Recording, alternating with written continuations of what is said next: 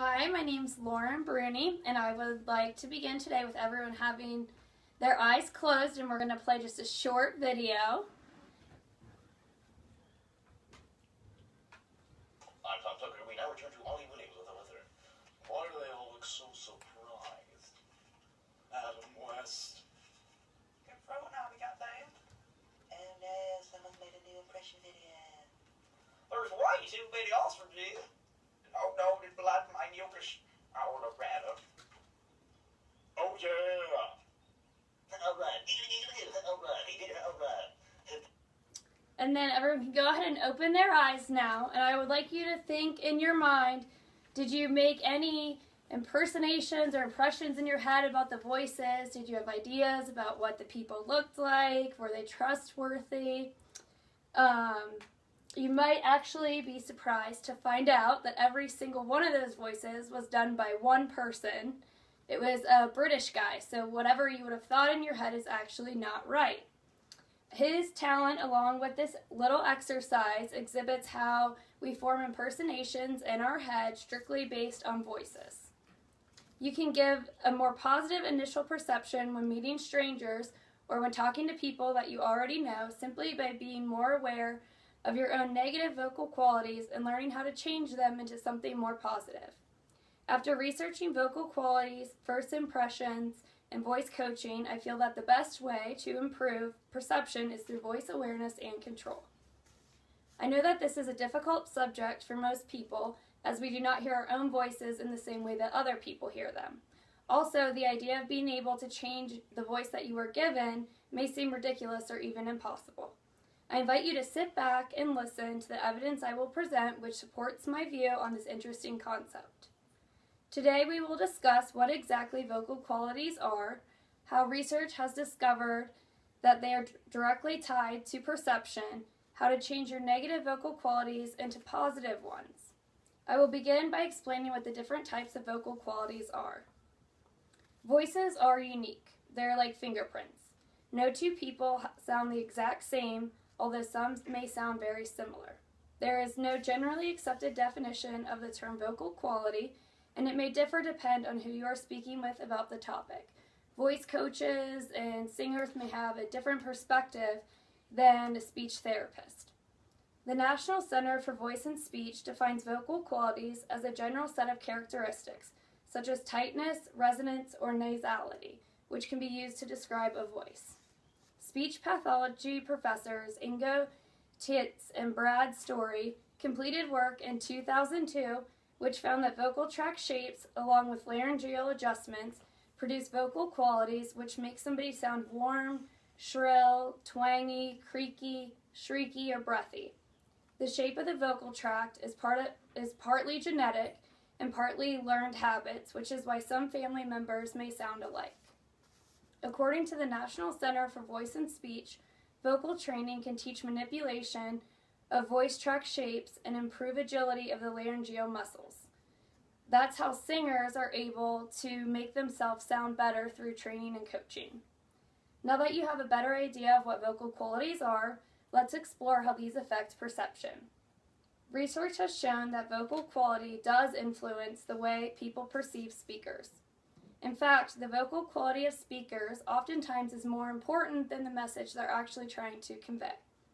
Robert Remes from the Barnard College Department of Psychology, along with a few co-workers and another lady from the New York Presbyterian Hospital, published an article in the Journal of the Acoustical Society of America, which found that the perception of a talker from a speech sample is said to be a second kind of message, often which is just as important as the message they are trying to convey.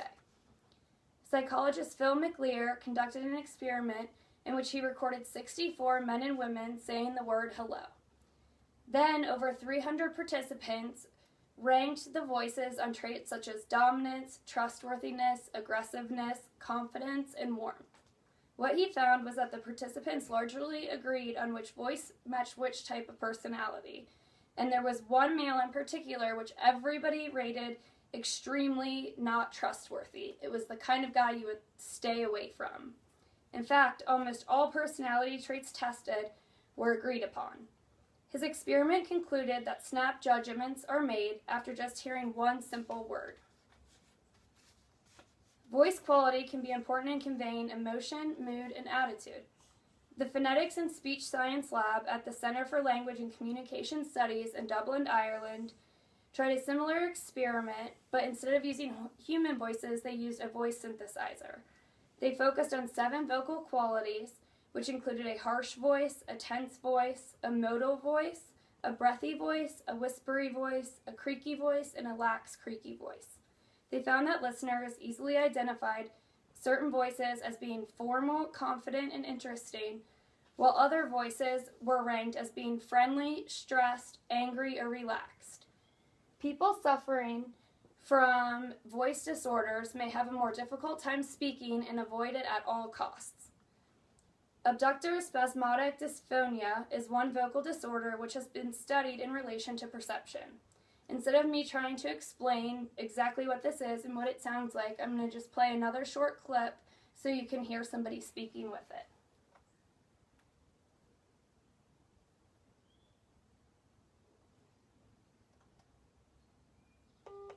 I have the rare version, the AB or the abductor version.